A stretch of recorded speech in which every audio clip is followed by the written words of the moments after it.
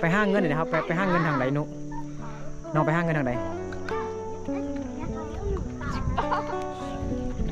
เอาไปจ้างเนาะไปจ้างทางให้ทางส่วนเข้าบ่หรือว่าจังไดแม่นบ่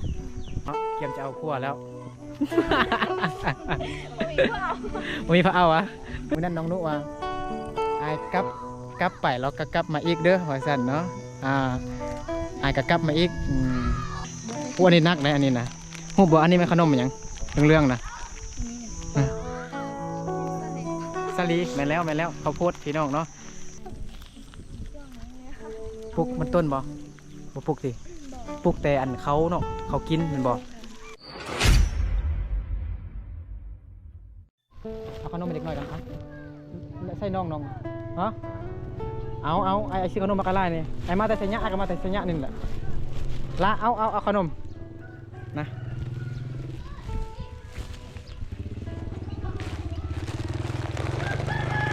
เอาขนมมาเด็กหน่อยก่อนพี่น้องเนาะพอดีอันบันทึกเห็นอันน้องจงบ่เอาแล้วเฮ็ดจังไดเข้าใจบ่มามีก่อนให้น้องตั้งหักอันนี้ให้ผู้เอื้อยก่อนยังมีตั้งหักอยู่นี่เด็กน้อยนะฮักพี่น้องเนาะอันนี้เป็นล้านบ่จงล้านนะฮักเนาะเอานี่เด้เอาแบ่งกันเด้อมาดูสิขนมมาฝากน้อง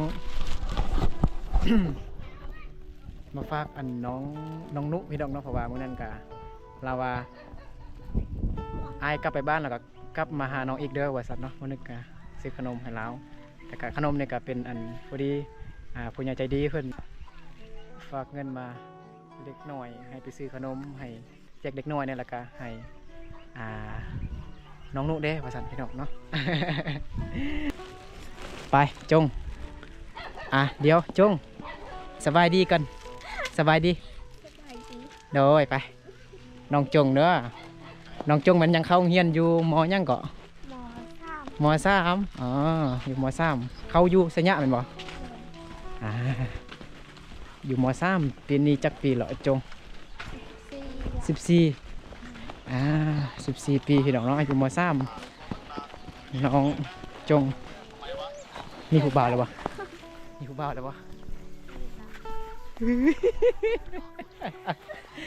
เสียดายดิน้องจงมีผู้บ่าวแล้ว ให้น้องจงอันแปลภาษาให้น้องนุ น้องนุว่าภาษามุงมาแม่นเด็กหน่อยลายเนาะน้องนุบ่อยู่ติเอ้าเขาอยู่เฮือนหลังนั่นติ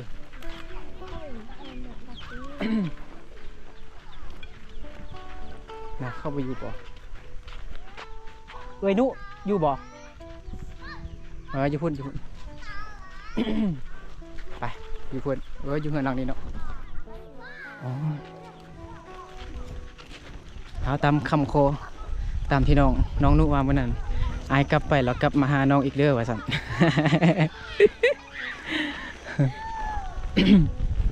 เบิ่งนุกำลังเห็นอย่างแบบเซอร์ไพรส์โทรหากับบ่ฮับในเมื่อกี้นะแต่พอดีมันเป็นทางผ่านทางอันบ่นึกกลับบ้านพี่น้องบ่นึกก็แวะมานุมีคนมาฝากขนมให้สิ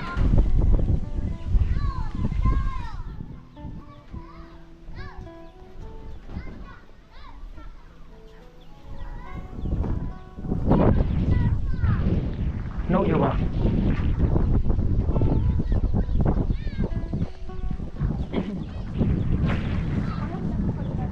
ฮะ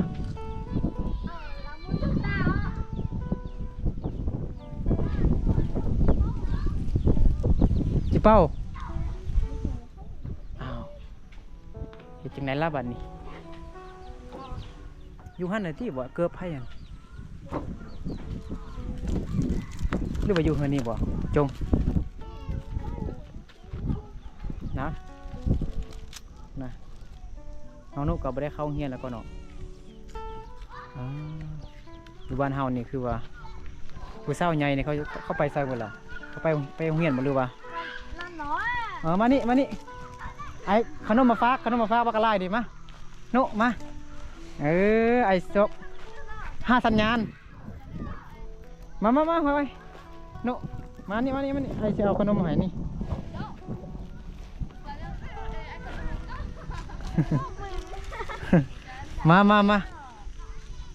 มานี่น้องนุไอ้จะเอาขนมมาให้นี่ เนี่ยพี่น้องเนาะตอนนี้ก็เราเจอแล้วน้องนุ ไปรีอยู่ป่าพุ่นพี่น้องไปรีอยู่โรงเรียนพุ่นไปย่างพุ่นนุไปลิ้นไปผู้เดียวป้าไปผู้เดียวหรือว่าไปห้าสัญญาณเน็ตบ่เอาอยู่นี่บ่มีสัญญาณเน็ตบ่มีแต่ว่าบ่แห้งบ่เต้น TikTok บ่ได้เนาะ พอดีมีFC เด้ผู้ใหญ่ใจดีเพิ่น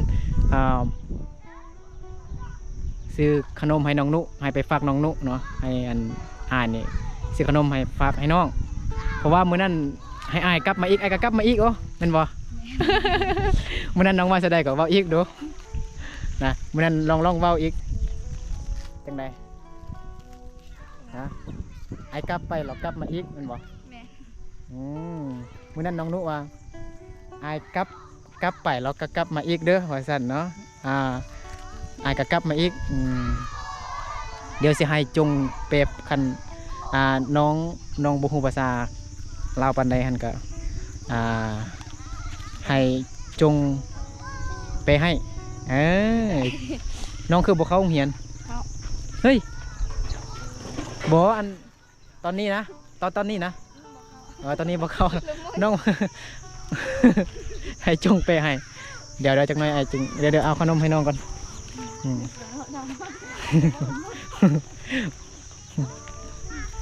เนี่ยเอาน้องนุ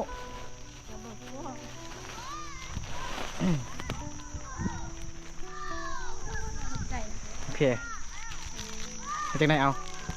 ขอบใจโดย นุเอ้ยยังอยู่ได้ยังบ่หมดเถื่อ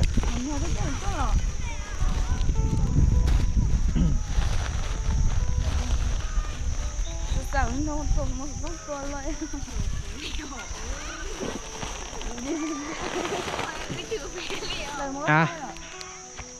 นี่พวกอันนี้นักนะอันนี้นะหูบ่อันนี้มันขนมอย่างเรื่องนะสลีแม่นแล้วข้าวโพดพี่น้องเนาะน้องนกกระหูอยู่พ่อแม่ไปยังไปข้อไตอยู่ห้องไตเฮ้ย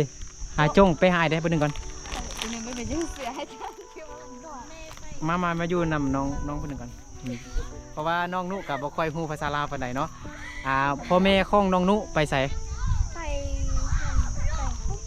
อ๋อเฮือนดีนบ่อ๋อเฮือนดีพี่น้องเนาะเมื่อกี้บ่นึกก็ขี่รถไกลมากกะเขาเจ้าแบบเขาเฮ็ดฮีทอยู่เนาะแบบเอิ้นว่าลงมากงบ่คนตายก็เงินดีพี่น้องเนาะอันนี้มันเฮือนมั่งเฮ็ดมั่งแล้วเอ้าเฮือนเก่าเฮาได้อยู่ซะนี่พี่น้องเนาะมื้อนั้นบ่นึกมายังเฮือนที่บ่นึกมามื้อนั้นก็ยังอยู่แต่ว่าตอนนี้เขาดุดเขาสิก่อเฮือนเนาะแม่นบ่เนาะสิก่อเฮือนใหม่อ๋ออันนี้มันเฮือนไผนี่เฮือนเอื้อยเฮือนเอื้อยเนาะเฮือนเอื้อยกับอ้ายบ่อ้ายเคยบ่อ้ายเคยเนาะน้องนุก็บ่ค่อยฮู้ภาษาลาวปานใดเนาะให้น้องนุเว้าภาษามงให้น้องจงแปลให้แล้วอันนี้มันเฮือนไผนี่เฮือนในครูเฮือนครูเนาะเขามาอยู่นี่เฮือนในครูเนาะ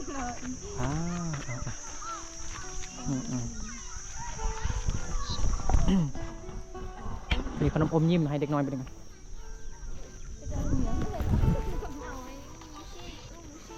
มอยเชียแปลว่าอย่างบอกภาษามงให้ไอ้หูเดี๋ยวแป๊บนึงเอาให้น้องจงไปดึงก่อน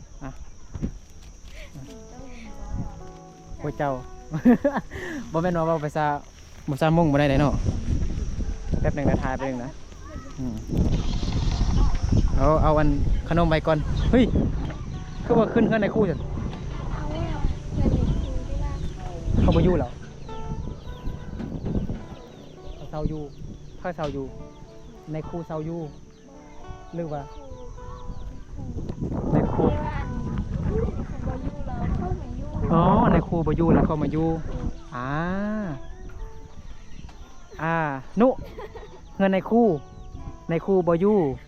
แล้วครอบครัวนุมาพักเซาอยู่นี่ก่อนกำลังสิแปลงเงินไม้กำลังสิก่อเงินไม้พี่น้องเนาะเดี๋ยวอาชีพทำ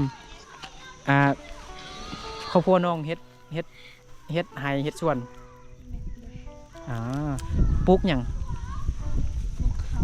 ปลูกเขาซื่อๆปลูกมันต้นบ่ลองมาดูปลูกบ่ต้องทำดูเป็นภาษามงปลูกมันต้นบ่ปลูกสิปลูกแต่อันเขาเนาะเขากินแมันบ่เขากินนี่ปีนึงนี่ได้หลายบ่นุ50ไปเป่าเอาละส่งเลย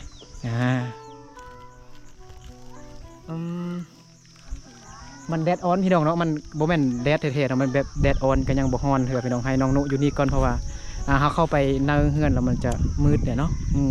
อันนี้จะเป็นเฮือนนายครูอาจารย์พี่น้องเนาะนายครูอาจารย์บ่อยู่แล้วน้องนุครอบครัวน้องนุก็มาพักอยู่นี่เนาะพ่อแม่2คนนี่ไปเฮือนดีหมดแล้วอ๋อไปเฮือนดีพี่น้องเนาะมื้อนี้ก็มีเฮือนดี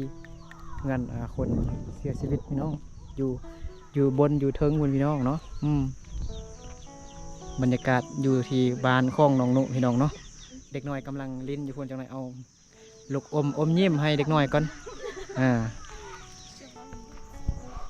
จิเป่าลุมบลอแปลว่าหยังเมื่อนั้นกับนุก็เว้าภาษามงหาอ้ายเด้อ้ายกับบุฮู้เนาะน้องจงเนี่ยมีผู้บ่าวแล้วได้เห็นบ่ไปเขาเฮียนอยู่ไสยะพุ่นอยู่ม.3 บ่น้องจงเคยได้ที่1บ่เฮียนเก่งบ่เคยได้ที่ยังเด้ออนทุกเดือนเลย อ๋อทุกเดือนเลยได้ประมาณที่ยังที่เสาปลายที่เสาปลายที่เสาไล่คนมาชนะห้องน้องมีจักคน34 คนน้องเอิญมู่มากินขนมอมยิ้มไปเอิญมาเป็นภาษามงเอาให้เอาให้เอิญเด็กหน่อยมาเอาลูกอมยิ้มให้อยู่นี่ก็ได้เอิญมามันนี่กับฟ้าบดพี่น้องฟ้าบดเห็นบ่ตอนนี้ก็มีแดดอ่อนๆมาพี่น้องเนาะ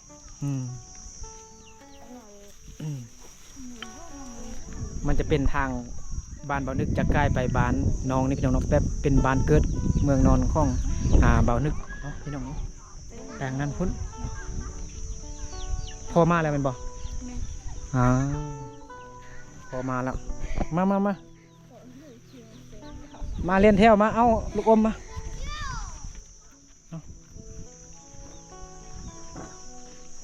หิมะไว้แดดมาไว้ละมาเรียนแถวมานุอย่าเฝ้าไปเถอะไรเอา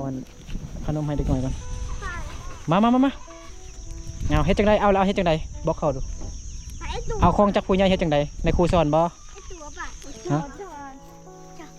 บอกว่าเป็นภาษาลาวภาษามงไอ้บุหูฮะฝนยานแต่พี่น้องเนาะเห็นบ่มาละมาหมดอันขอบใจด้วยมาละมาหมดคนนี้คือคนอังกฤษเลยเนาะคนฝรั่งอังกฤษ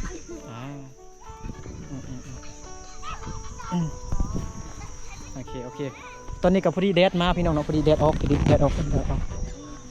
มาละมายังไพ่ประทันได้เดี๋ยวมาอมยิ้มเอามาบอกขอบใจสักแซ่บบ่คือบอกปอกบอกแกะดีก่อนเอาลงย่างมันออกดีก่อนเดี๋ยวนุเอาไปยุพุ่นไปบนห่มหน่อยนึงไป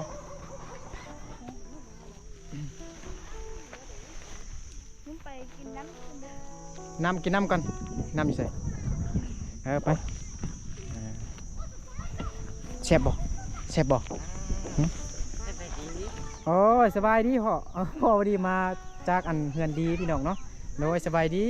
โอ้อีพ่อคือว่าบายยังงามบ่บายก็ได้เอามาอันนี้มันแต่ว่าอีพ่อกับบ่ฮู้อันภาษาลาวปานใดเนาะจงเนาะอันนี้มันเฮือนเฮาบ่ บ่มัง เฮือนในครู เขาบ่เยอะเด้ mang แล้วเฮือนเฮาmangแล้วอันนี้มันเฮือนในครูเฮือนในครูเฮามาพักอยู่นี่ก่อนโดยอ๋อ ได้คนสิ อ๋อเฮ็ดเฮือนได้แล้วก็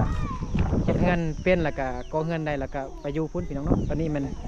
ครอบครัวอีพ่อนี่พ่อของน้องนุนี่มาพักอยู่นี่ก่อนเนาะโอ้ยลมพัดเย็นดีแล้วก็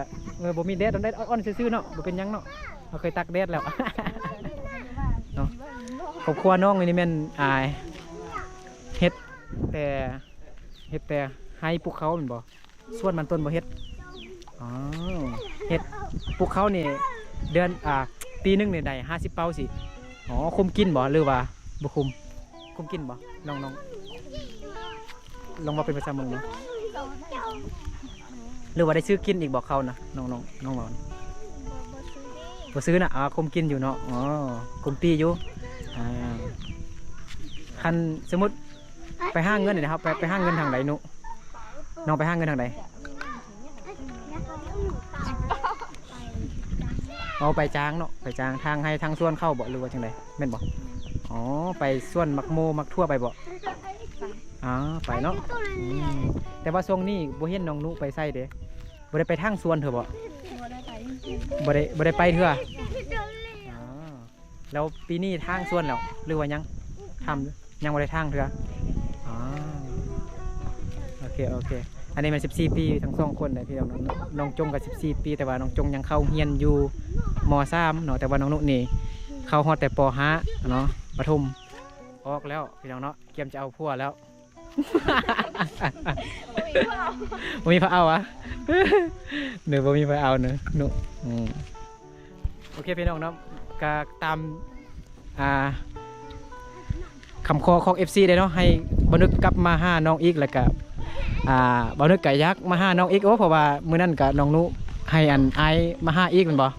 อายก็กลับมาหาอีกมาซื้อขนมมาตอนอีกเนาะขนมมันก็เป็นขนมที่ FC ผู้ใหญ่ใจดีเพิ่นให้บ่นึกซื้อให้เนาะฝากเงินมาให้บ่นึกไปซื้อขนมให้น้องนุว่าซั่นเนาะแล้วก็แจกเด็กน้อยเด้เด็กน้อยจึงเอาขนมให้น้องจงเด้เนาะให้น้องจงแปลภาษาให้เด็กน้อยก็หลายพี่น้องเบิ่งแล้วนะฮักอบอุ่นดีพี่น้อง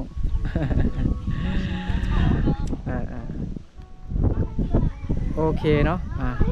เดี๋ยวอายกาซีกลับก่อนเลยเด้อจงนุกลับไปบ้านพุ่นบ้านให้พ่ออายุบ้านให้พ่อพุ่นบ่นึกยังกลับไปบ้านอีกพี่น้องเนาะยังเดินทางอีกโอเคพี่น้องนะสำหรับคลิปนี้กับเบานึกน้องจงน้องนุแล้วก็เด็กๆขอลาพ่อแม่พี่น้องหมดสุขุสุขคนไปก่อนแล้วพบกันในคลิปต่อไปเด้อโอเคสบายดีบ๊ายบาย